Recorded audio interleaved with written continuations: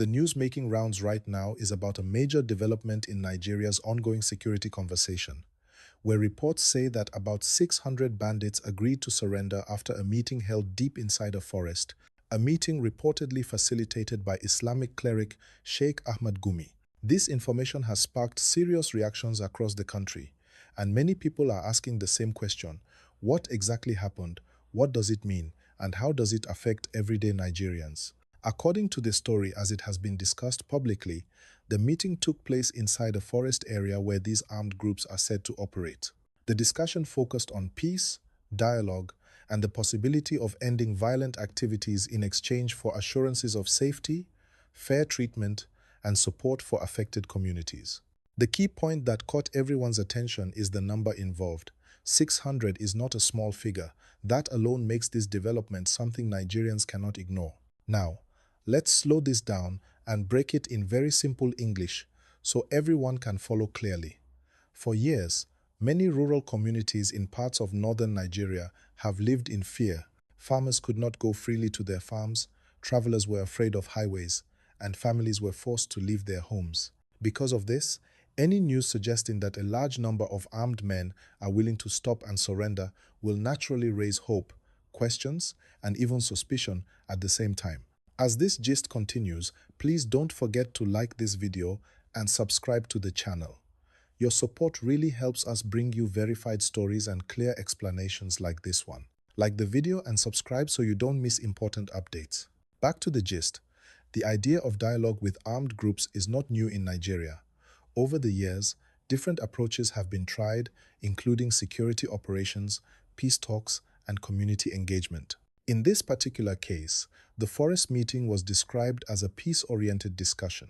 The cleric involved has openly said in the past that dialogue can sometimes achieve results that force alone cannot achieve, especially when poverty, neglect, and lack of basic services are part of the problem. However, this is where the story becomes more complex.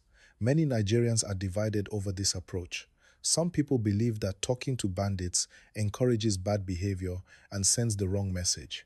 Others argue that if talking can save lives and bring peace to communities, then it should be considered carefully. This disagreement is why this news has generated so much discussion online, on radio, and on television.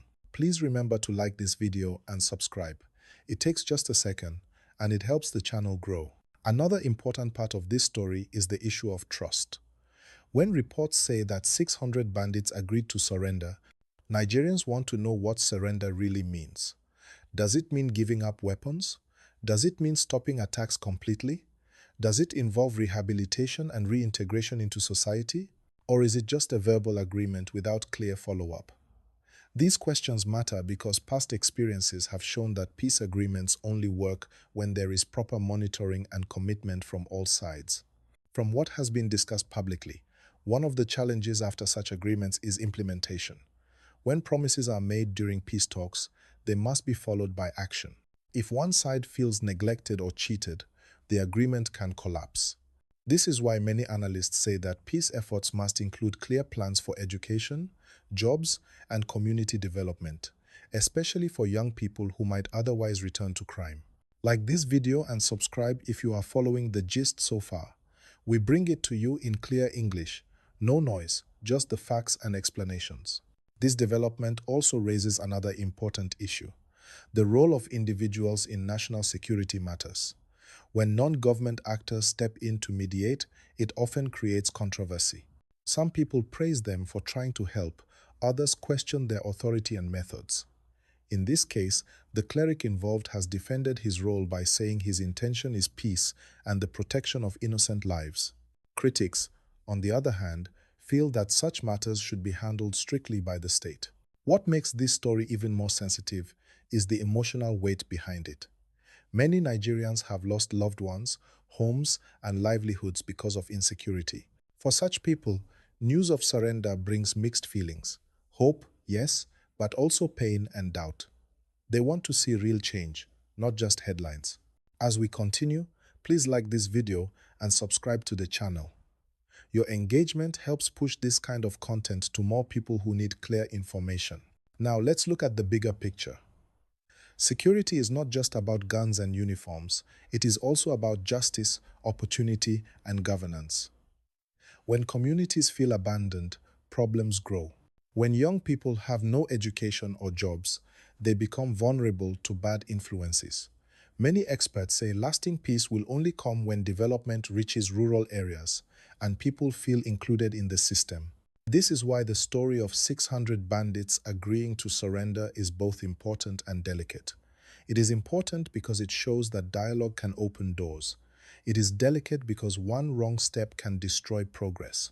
Nigerians will be watching closely to see what happens next, not just what is said.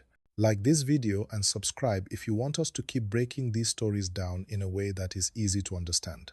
At this point, the key takeaway is simple. Talks alone are not enough.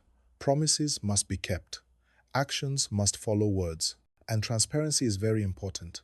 Nigerians deserve to know what agreements are made and how they are being implemented. Without that, trust will be hard to build. Let's continue from where we stopped. As this story keeps unfolding, many Nigerians are now paying close attention to what will happen after the announcement of this surrender. Because in situations like this, what comes after the talk is more important than the talk itself. People want to see action, not just hear statements. They want to see whether peace will truly return to affected areas or whether this will end as another short-lived agreement. Please take a moment to like this video and subscribe to the channel if you haven't done so already. Your support helps us keep bringing you clear and professional updates like this one. One major issue people are discussing is verification. When reports say 600 bandits agreed to surrender, Nigerians want clarity. How many actually turned up? How many truly laid down their weapons? Were the weapons collected properly? These questions are important because security matters require accuracy. Without clear verification, people may lose confidence in the entire process.